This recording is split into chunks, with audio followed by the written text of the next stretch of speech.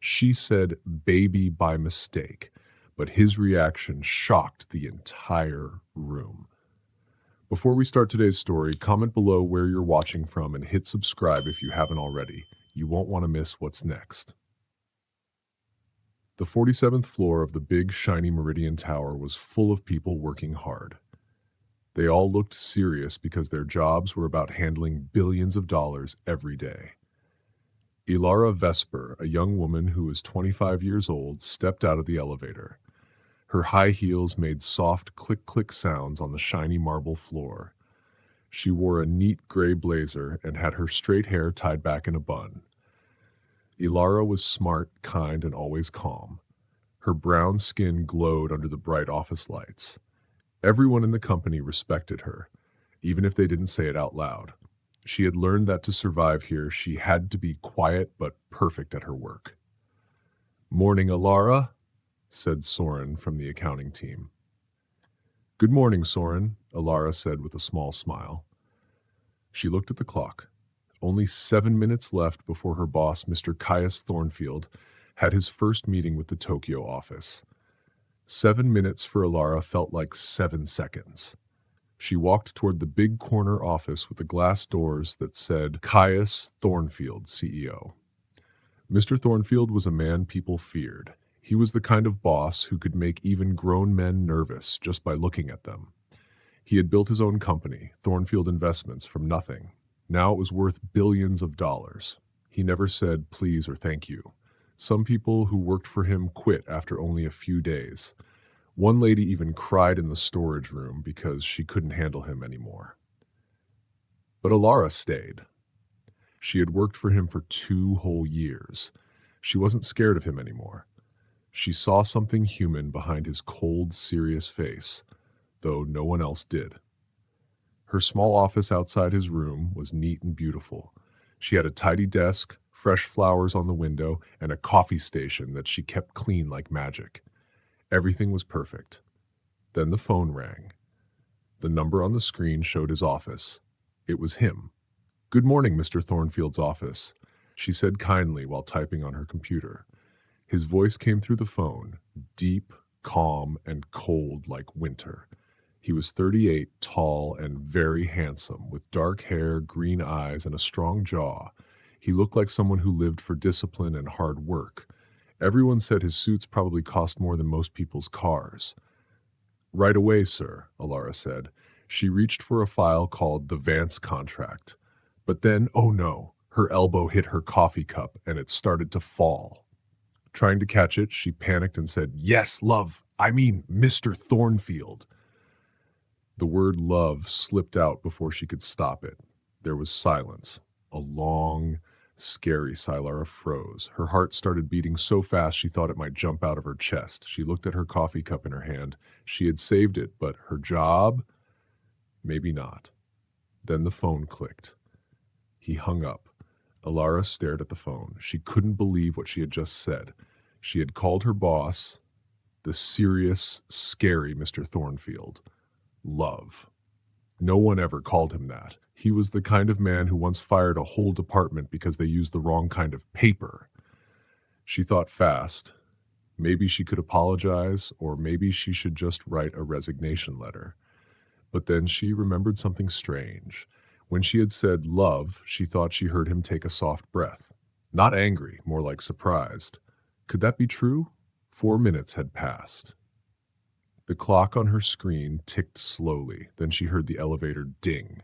Footsteps. He was coming. Her throat felt dry like sand. She stood up straight, fixed her blouse, and tried to look calm. The glass doors opened. Mr. Thornfield walked in. His gray suit looked perfect. His green eyes looked sharp and cold, but also different somehow.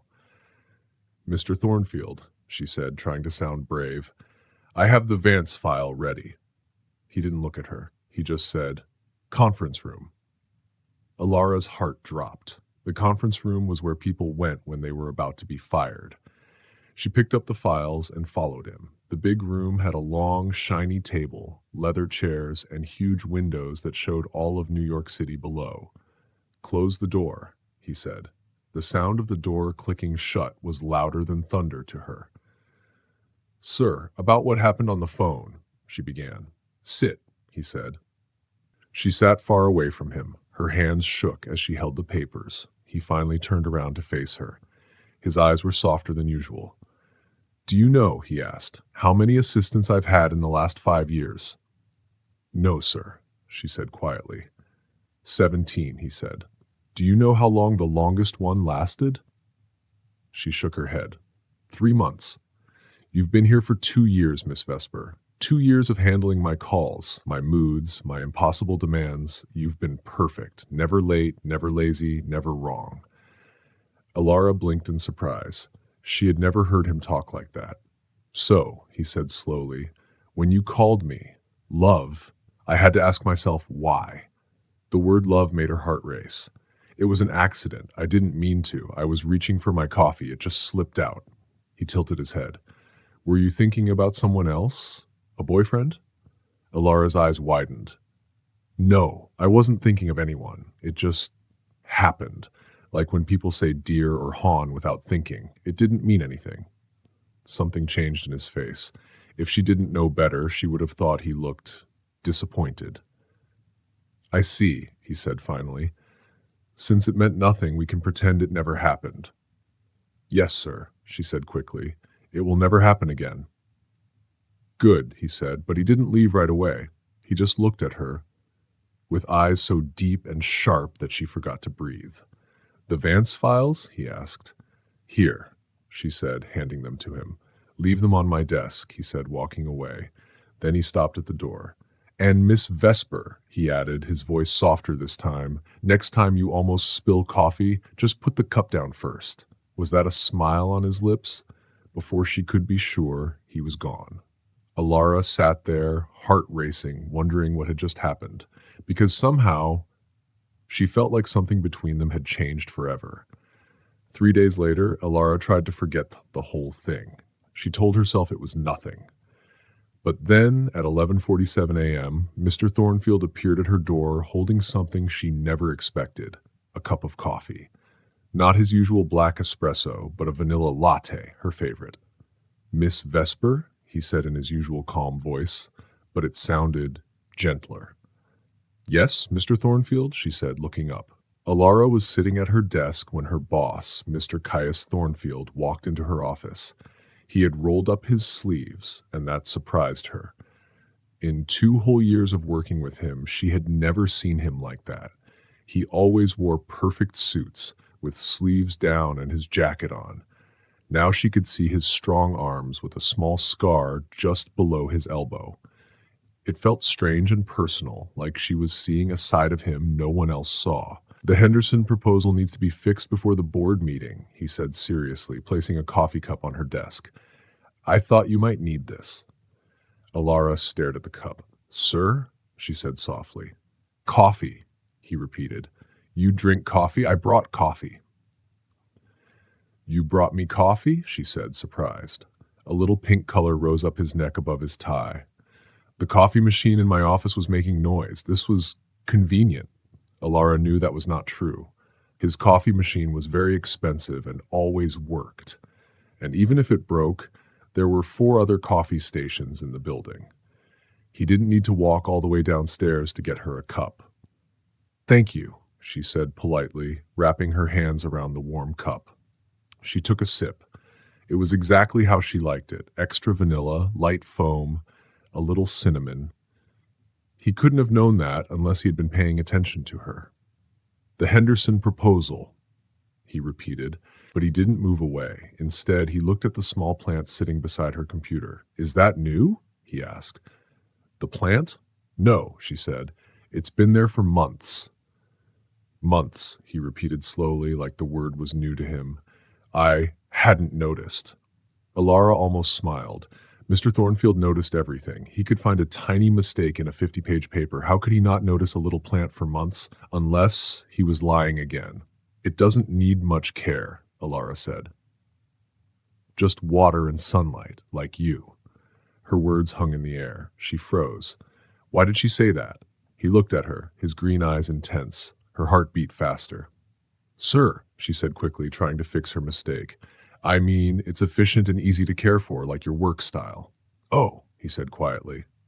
Alara took another sip of coffee, trying to hide her embarrassment. She didn't know why she felt disappointed. The Henderson proposal, he said again, his voice calm and professional now. 2 hours. Yes, sir. But when he reached the door, he stopped. Miss Vesper? Yes. That coffee shop downstairs, Sterling's. Do you go there often? Her cheeks grew warm. She did go there, every morning for her latte, sometimes in the afternoon, sometimes after work too. Most days, she said, their pastries are good. Are they adequate? He asked, using one of his fancy words. Alara smiled. Mr. Thornfield never liked anything adequate. The blueberry scones are lovely, she said. He nodded once. Good to know. And then he left. Alara sat staring at the doorway, at the coffee cup, and at the plant. Something about that conversation didn't feel like business at all. Her phone buzzed. A message from her best friend, Juno. Coffee later. Need to hear about your mysterious boss situation.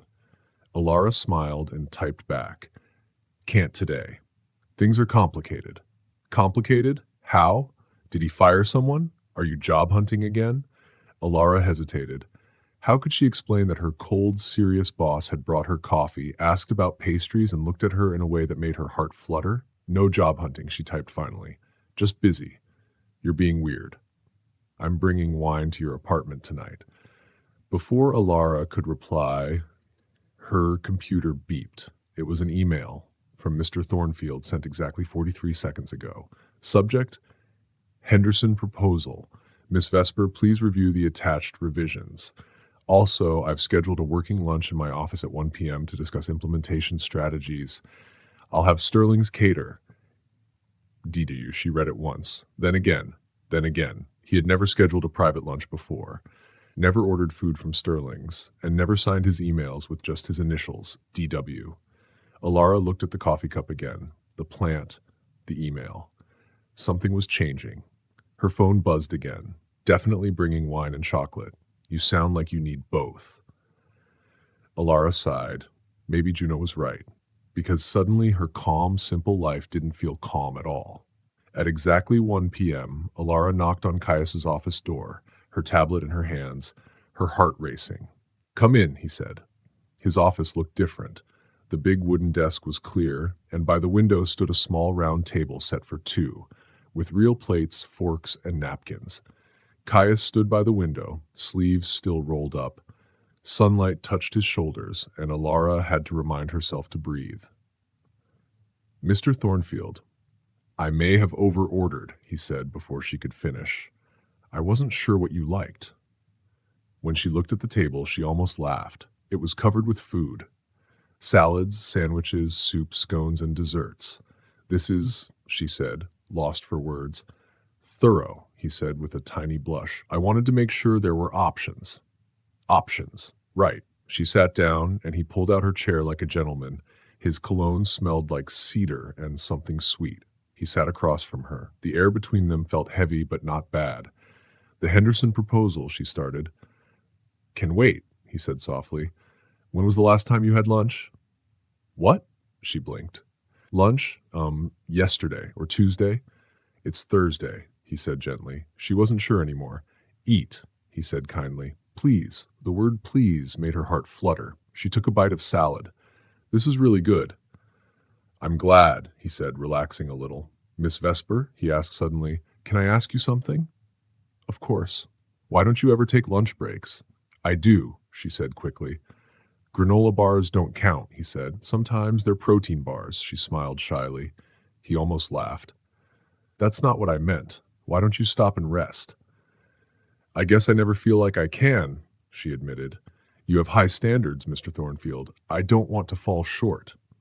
He frowned slightly. Have I ever made you feel like you've fallen short? No, never. Then why? He asked again, his voice gentle. Because I don't want to miss your calls, she thought. But she didn't say that. I suppose I'm a perfectionist, she said instead. So am I, he said. But perfection needs balance. Burning yourself out helps no one. You think I'm burning out? She asked. I think you take care of everyone except yourself, he said softly. Her heart hurt a little. He was right, and she didn't expect him to notice. How do you know that? She whispered. Because I've been watching you for 2 years. Alara froze. I see how you stay late, remember birthdays, solve problems before I even notice them, he said. But when's the last time someone took care of you? She looked down. I don't need anyone to take care of me. Everyone needs that, he said gently. Even you. She looked up. Even you? He was quiet for a long time. Then he said, I used to think needing people was weakness, that caring made you vulnerable. Used to? She asked softly. He looked at her with a sad smile. Things change. What changed? He took a deep breath. You called me love once, he said quietly, and for the first time in 20 years, I wanted someone to mean it. Alara's heart pounded. She didn't know what to say. Mr. Thornfield. Caius, he corrected softly. When we're alone, please, just Caius. She nodded slowly. Caius, she said, and the sound of his name felt warm and dangerous all at once. He looked at her like the world had stopped. They talked for the rest of the lunch, about work, about the proposal, about everything except what was really happening between them. By the time she went back to her desk, her hands were shaking. She kept hearing his voice in her head. Just Caius. She had never called him that before, and she wasn't sure she wanted to stop. It was how softly she had said his name, like it was a word she had known all her life. Just then, Alara's phone buzzed with a message from her best friend, Juno. It said, Wine and chocolate, ETA 7 p.m. Get ready for questions. Alara smiled a little at the message. She looked at her computer screen where 17 new emails were waiting for her. But none of them felt important compared to how Caius had looked at her earlier when he said he wanted someone to really mean it when they called him love. The elevator made a sound and her heart started to beat fast. Maybe it was him. But it wasn't Caius. It was Reese from the marketing team. He carried a pile of big boards and looked very tired. Is he in? Reese asked, pointing toward Caius's office. Yes, but, Alara started to say. I'll just be a minute, Reese said quickly. The boss wants these new charts for tomorrow's meeting. Before Alara could stop him, Reese knocked on Caius's door. A moment later, she heard Caius's calm voice say, Come in. Reese went inside and shut the door. For 15 minutes, Alara tried to read her emails, but she couldn't stop listening. The voices from Caius's office got louder and louder. They weren't yelling, but it was clear they were not happy. Then the door opened, and Reese came out looking like he had just been through a storm. His hair was messy, his tie was loose, and his face was red. Good luck with that, he said quietly as he passed Alara's desk. Whatever's got him upset today, it's not about the charts.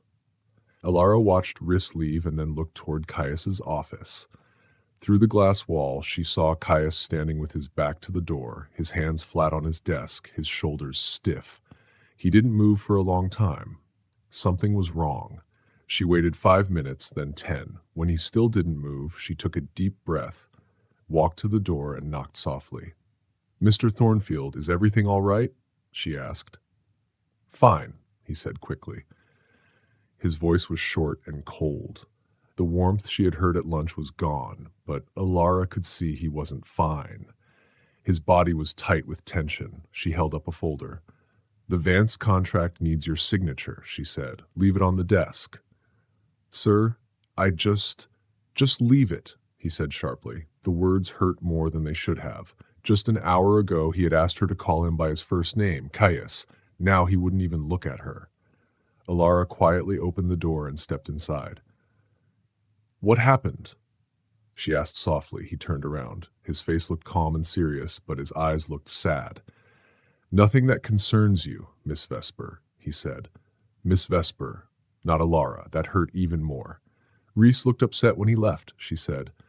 Reese's problems are not your problem, Caius said, but yours is. The words slipped out before she could stop them. Your problems are mine. Caius looked surprised. Excuse me? I said your problems are mine, Alara said again, standing tall. That's what an assistant does. We help solve problems so you don't have to handle them alone. This isn't about a meeting or a file, Miss Vesper. Then what is it? She asked, her Hebraic. Caius looked at her for a long time. She could tell he was fighting with himself.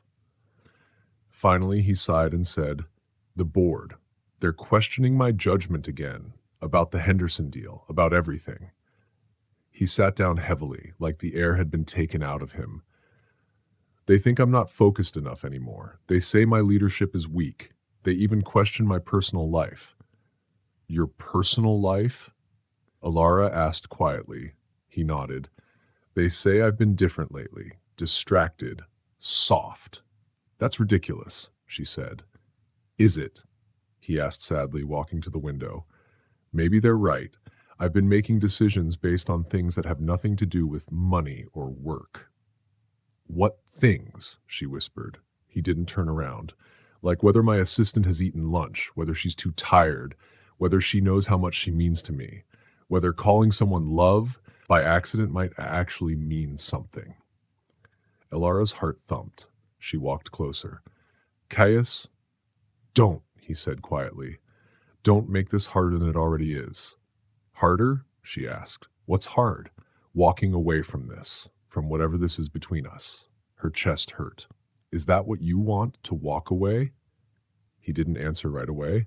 When he finally spoke, his voice was rough. "What I want and what I can have are different. I built this company from nothing. I gave up everything, friends, relationships, a normal life. I can't lose it all because I suddenly care about someone." "Your assistant," Alara said softly. "For the most extraordinary woman I've ever met," he said, finally looking at her, "who just happens to be my assistant." Alara felt her knees weaken. "So what happens now?" she whispered. "Now," he said, straightening his tie, "we go back to normal, professional, safe." But even as he said it, his eyes told her that going back to normal would be the hardest thing in the world. Some feelings couldn't just disappear. Sometimes the hardest distance isn't how far apart people stand, but how far their hearts feel. For the next 3 days, Caius Thornfield was like a ghost. He came to work at the same time every morning. He took calls, reviewed papers, and acted calm. But the man who used to bring her coffee and smile about blueberry scones was gone. On Thursday morning, Alara read an email from him that came at exactly 6:47 a.m. It said, "Miss Vesper, please schedule the Vance follow-up for Friday at 3 p.m., conference room A. I will handle catering myself. Regards, D. Thornfield." Regards, not even Best or his full name. It felt so cold. And he was handling the food himself, as if sharing lunch with her was too risky now. She read the email again and again, 17 times, hoping to find a tiny hint of warmth, but there was none. Her phone rang suddenly. "Good morning, Mr. Thornfield's office," she said. "Alara, it's Juno," said her friend's voice.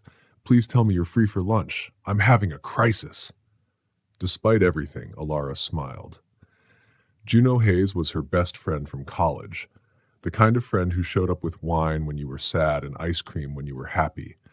She was dramatic, but always kind. "What kind of crisis?" Alara asked.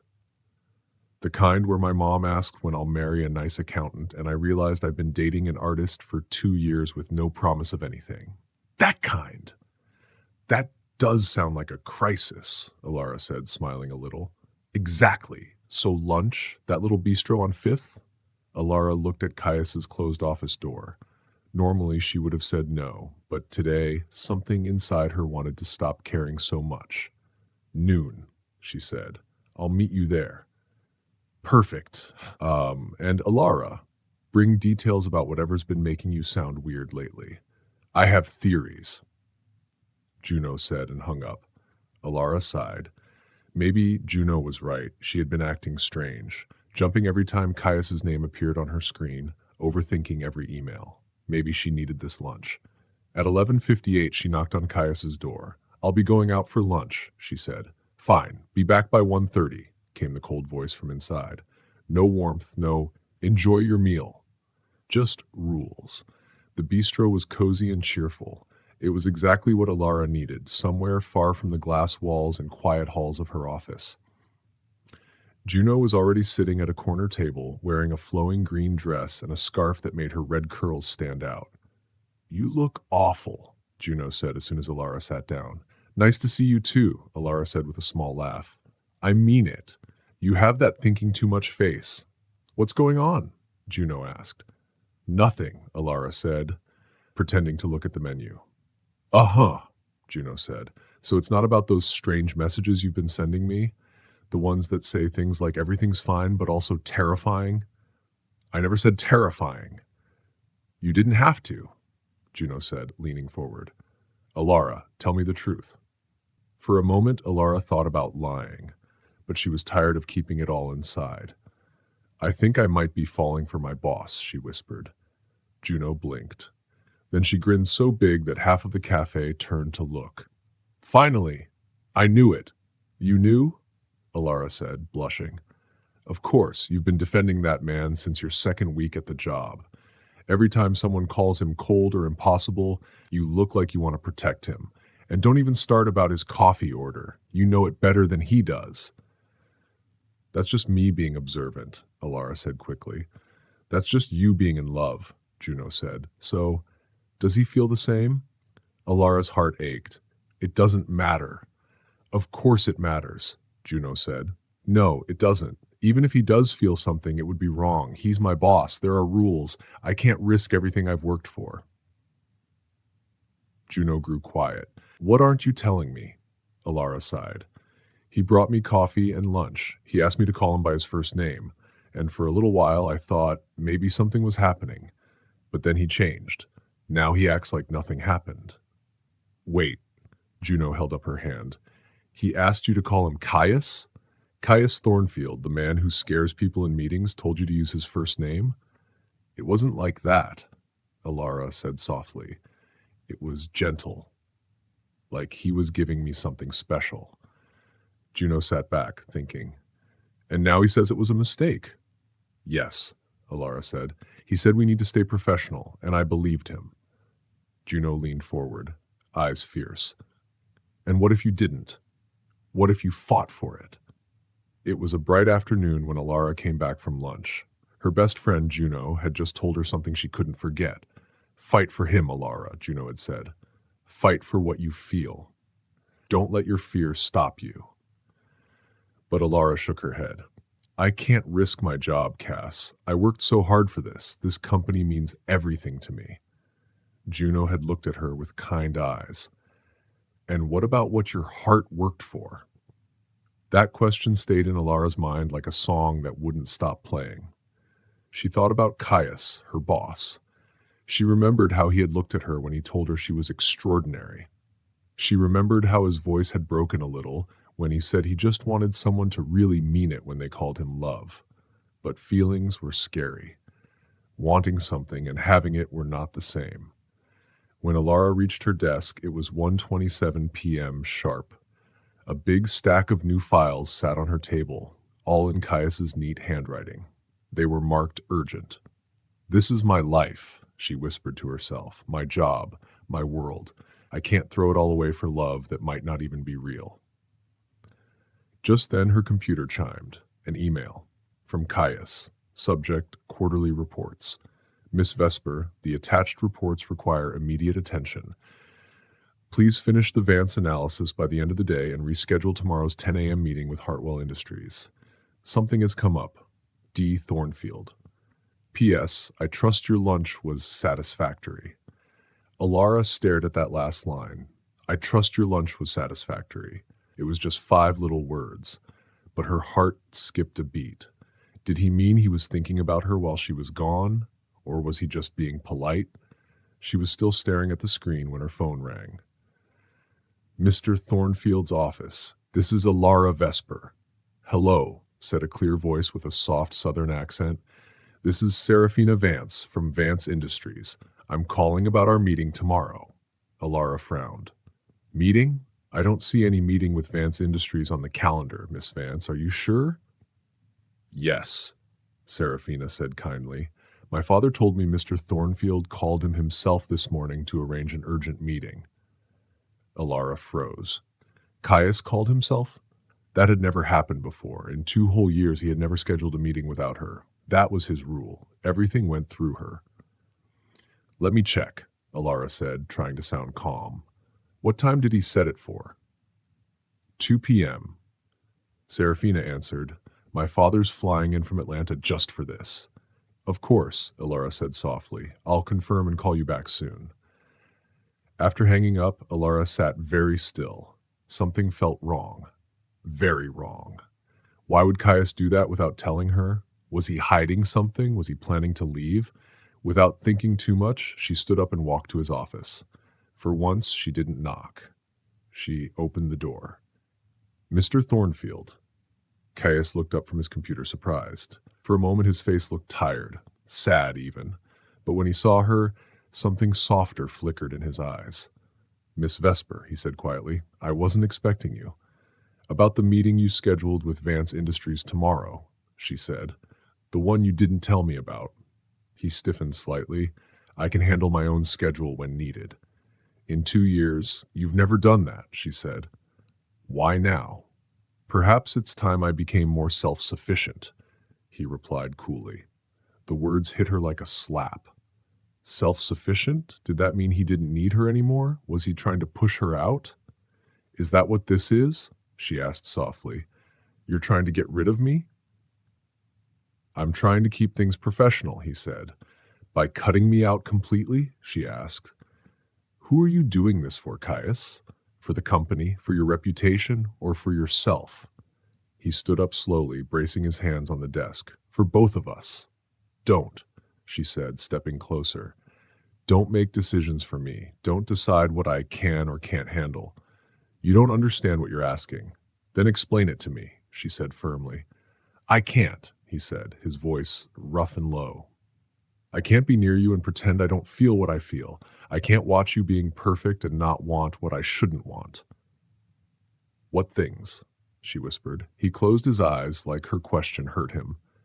"Everything. I want everything with you, but it's tearing me apart." "Then why push me away?" she asked. "Because I've seen what happens when people like me fall for people like you," he said. "You're good, Alara. You're kind. You deserve better than someone like me."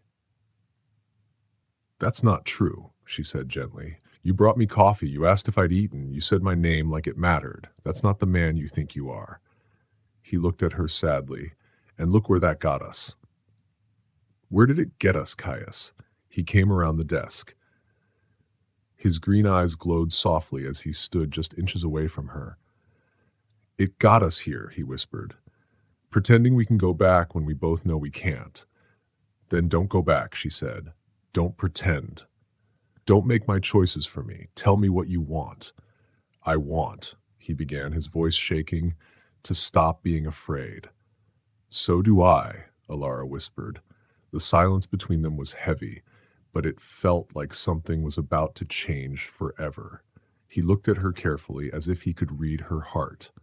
"You don't know what you're asking," he said. "I know exactly what I'm asking," she replied. "Alara," he said, her name like a prayer. "What happens if we stop pretending?" she asked. "If we admit this is real?" He lifted his hands and gently touched her face. "Everything will change," he said softly. "People will talk. They'll say things about you that aren't true, and things about me that are. They'll question your worth." "Let me worry about that," she said. "I can handle it." "I can't protect you," he whispered. "I'm not asking for protection. I'm asking you to trust me." His eyes softened. "What if I disappoint you? What if I'm not who you think I am?" "What if you are?" she whispered back. That broke the last wall between them. He leaned his forehead against hers. For a long time, they just breathed together, quiet and close. "I've never felt like this before," he said. "I don't know how to do this without breaking it." "Then we'll learn together," she said. He looked into her eyes, and she saw love, fear, and hope all at once. "If we do this," he said, "there's no going back. Not to how we were before." "Good," she said. "I never want to go back." He smiled, a real warm smile that made her heart melt. "What if this is a mistake?" he whispered. "What if it's not?" she said. He tried to speak again, but she silenced him the only way she could. She kissed him. The kiss was soft and full of questions. But then his arms wrapped around her tightly, and the world disappeared. When they finally pulled apart, both were breathing hard. That, Caius said softly, was not professional. No, she said, smiling. It really wasn't. My assistant just kissed me in my office. Actually, she teased, I think your assistant just kissed a man named Caius. Mr. Thornfield wouldn't let that happen. He laughed, a real, happy laugh that made him look younger. You're going to ruin my professional reputation, he said. I'll be many things to you, she replied, fixing his tie with a smile. But not your downfall. How can you be so sure, he asked. Because I've watched you for 2 years, she said gently. You're smart and kind. Whatever this is, it won't make you weak, it'll make you stronger. He looked at her like he was finally starting to believe it. Then he said quietly, Dinner. Have dinner with me tonight. A real dinner, no work talk. She smiled. That sounds like a date, Mr. Thornfield. That's because it is, Miss Vesper, he said, smiling softly, and this time it was pure happiness. Caius looked at Alara and said softly, Our first real date, if you'll go out with me. Alara smiled a little and said, pretending to be serious, I'll have to check my calendar. I might be busy doing my boss's schedule. He's not very good at managing his own time. Caius laughed and moved closer. Well, he said gently, your boss should learn to give his attention to the most important person in his life. Alara raised an eyebrow. And who is that? The woman who once called me love by accident, he said, smiling. Alara's heart beat faster. What if it wasn't an accident? She whispered before she could stop herself. Caius looked surprised. For a second, she thought she had said too much. But then his smile came back, soft and full of kindness. Then, he said quietly, I guess we both found exactly what we needed, even if we didn't know we needed it. But going on a date between a boss and an assistant wasn't easy. Sometimes the hardest part wasn't what other people thought. It was learning to believe that you deserved to be happy. Alara changed her clothes 4 times before choosing a navy blue dress. It looked nice, but still a little professional. She wanted to remind herself and Caius that this was not a work meeting. She put on a final coat of lip gloss in front of her mirror in her small apartment in Greenwich Village. Then her phone buzzed. It was her friend Juno. Text, details ASAP. Don't make me hunt you down. Then another message appeared from an unknown number. Text, looking forward to tonight. Alara's heart jumped. Caius Thornfield, her boss, her kind but complicated boss, had asked her out on a date. In 30 minutes, she would see what he was like when he wasn't busy running a company. The restaurant Caius chose was small and beautiful. It was an Italian place in Soho, with red bricks on the walls and candles on every table. It felt warm and far away from their office world. Alara arrived exactly on time. She always did. Caius was already there, sitting at a corner table. He looked very handsome in dark jeans and a charcoal sweater. His green eyes looked even brighter under the soft lights. He stood up when he saw her and smiled. You look beautiful, he said gently, pulling out her chair for her. Thank you, she said, sitting down. Everything felt different here, quiet and peaceful. I have to say, Caius began as he sat across from her, I wasn't sure you'd actually come. Why not? She asked. Maybe you had second thoughts about dating your boss, he said. Or maybe you thought I didn't deserve someone like you. Alara's chest tightened. Caius. He ran a hand through his dark hair and gave a small laugh. I'm not good at this. It's been a long time since I went on a real date, not a business dinner, pretending to be one. How long is a long time? Alara asked. 3, maybe 4 years, he said. The last woman I dated told me I was emotionally unavailable and that I needed help. Was she right? Probably, he said with a small, sad smile. But in my defense, I was working all the time, sleeping only 3 hours a night. He looked at her softly. But now, I'm sitting across from someone who makes me want to be a better man, someone who remembers to ask how your day was and notices when you change your hair. Alara touched her hair shyly. You noticed? I notice everything about you, he said. It's becoming a problem. Just then, a waiter came over with a friendly smile. Good evening. Can I start you with something to drink? Wine? Caius asked Alara. Red, please, she said. A bottle of the Chianti Classico, Caius told the waiter, and a few more minutes for the menu. When the waiter left, Alara looked at Caius's face in the candlelight. Without his suit and tie, he looked different, softer, more human. She noticed a tiny scar above his eyebrow and how his eyes crinkled when he smiled. What? He asked, seeing her staring. I'm just trying to match this version of you with the man who scared Reese from marketing yesterday, she said, laughing. Caius sighed. Reese deserved it. His work was messy, and he tried to blame the interns. So you yelled at him? I gave him constructive feedback, Caius said with a grin, with a very small flamethrower. Alara laughed. Are you going to spend our whole date defending my employees? He teased. Are you going to spend the whole date terrifying them? She shot back. He laughed and reached across the table, like gently taking her hand. No work talk. Tell me something I don't know about you. Like what? Anything. What did you want to be when you were a kid? What's your favorite movie? What makes you laugh? Alara giggled.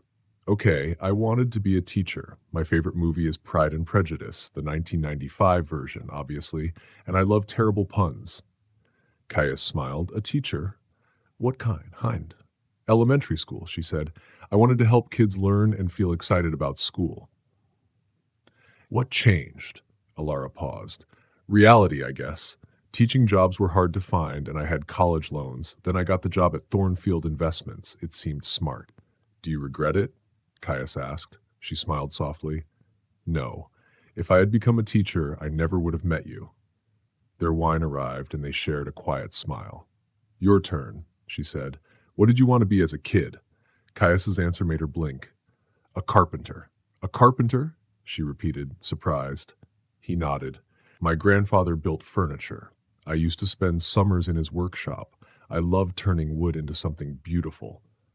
That's not what I expected, Alara said. Caius laughed. Yeah, not very corporate boss, huh? But I still have his tools. When I can't sleep, I build things. You have a workshop? She asked. Top floor of my building. My neighbors probably think I'm crazy, he said, smiling. But sanding wood at 2 a.m. helps me think. Alara pictured it. Caius, usually so perfect and serious, covered in sawdust, building something with his hands. The image made her heart feel warm. What do you build? She asked. Mostly furniture, tables, shelves.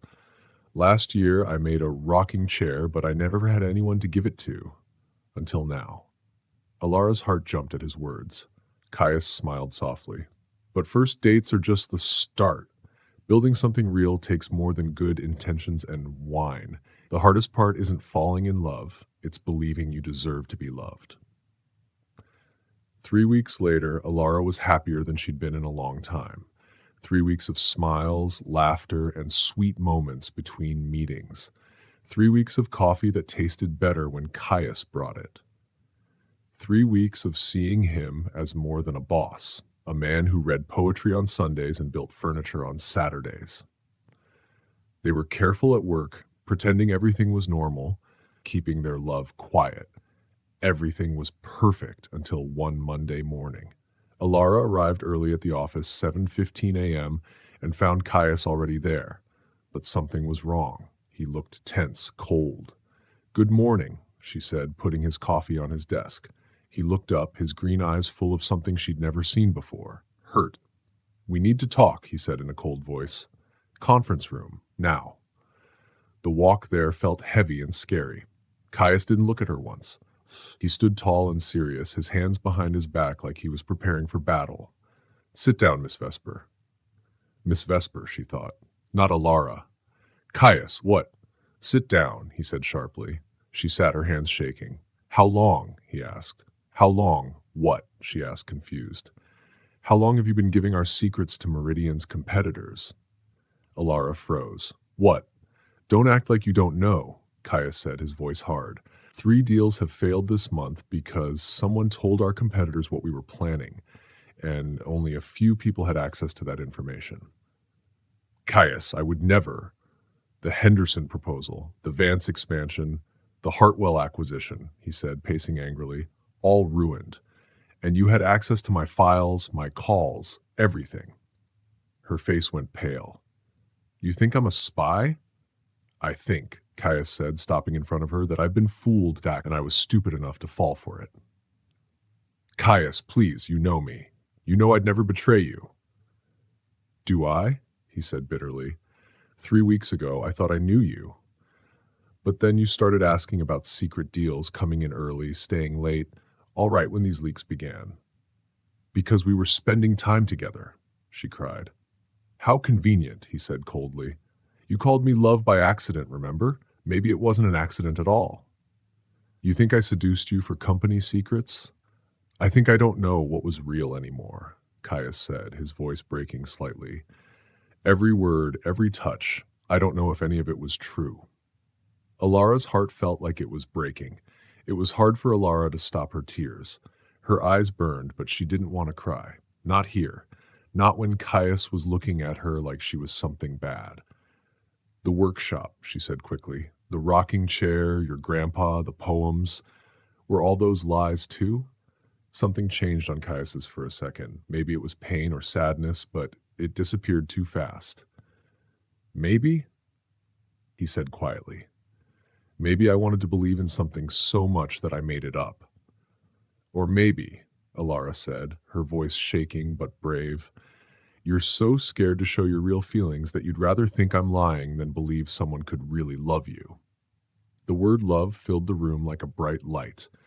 She hadn't planned to say it, but now she realized it was true. Love, he said, his voice cold, like the word hurt him. Yes, love, she said. The thing you said you wanted someone to mean when they said it. Well, I mean it. I love you. She took a deep breath. I love your silly jokes, your need to make everything perfect, and how you remember how everyone likes their coffee. I love that you make furniture at 2 a.m. and still use your grandpa's tools. I love that you act strong but are really the kindest man I know. I love that you worried about me and made me feel like I mattered. If you think that's fake, then you don't know me at all. The room went quiet. Caius's hands were in fists, and he looked like he couldn't breathe. Someone is giving away my company's secrets, he said finally. Someone close to me. If it's not you or me, then who? I don't know, Alara said, but we can find out together. There is no together, he said in a flat, final voice. Not anymore. Because you think I betrayed you? She asked softly. Because I can't trust myself, he said. I don't know what's real anymore, and that makes me dangerous to my work, to myself, to you. So you're just going to throw this away? She whispered. There is no us, Alara. It was a mistake, a weakness. Nothing more. The words hurt like knives, but Alara stayed strong. Fine, she said quietly, if that's what you need to believe. It's about reality, he said. Reality? She asked. You mean the kind where you think you don't deserve love? That anyone who cares about you must be lying? That you'll ruin every bit of happiness you find? Yes, he said, his voice full of truth and sadness. Alara's eyes filled again. Then I feel sorry for you, she said. Because you're choosing to be alone. You're pushing away someone who loves you. You're throwing away the best thing you ever had because you're scared. She turned to leave. Her hand rested on the door. When you find out who really betrayed you, she said softly, I hope you remember this moment. I would have stood by you through anything. Alara. Miss Vesper, she said, her voice breaking, if we're back to being only coworkers, let's do it right. But the truth always finds a way to come out, no matter how hard people try to hide it. And some mistakes hurt too much to take back. Sometimes the hardest journey isn't between two places. It's between who you were and who you want to become. Alara sat in a small cafe in Brooklyn Heights. It had become her quiet place. Away from the big glass towers of Manhattan, it was cozy and safe. She could drink coffee, work on her laptop, and think without seeing anyone from her old job. She had found a new job 3 weeks after leaving Thornfield Investments. Now, she worked for a group that helped poor children get a good education. It didn't pay much, and it wasn't fancy, but every night she went to bed happy. She knew she was helping people. As she was reading on her laptop, the cafe door opened. A small bell rang. She looked up, and her breath stopped. Caius Thornfield stood in the doorway. He didn't look like the boss she once knew. No suit, no tie, just dark jeans and a gray sweater. His hair was messy, and he looked tired but kind. Their eyes met. For a moment, everything else disappeared. He walked slowly to her table like he was afraid she might run away. "Alara," he said softly. "Caius," she answered. "Can I sit?" He asked. She nodded. "You look good," he said quietly. "Are you happy?" "I am," she said, and it was half true. There was still an empty space in her heart that belonged to him. "What are you doing here, Caius?" she asked. "I came to say sorry," he said, "and to tell you the truth." "The truth? The leak wasn't you. It was never you." Alara stared at him.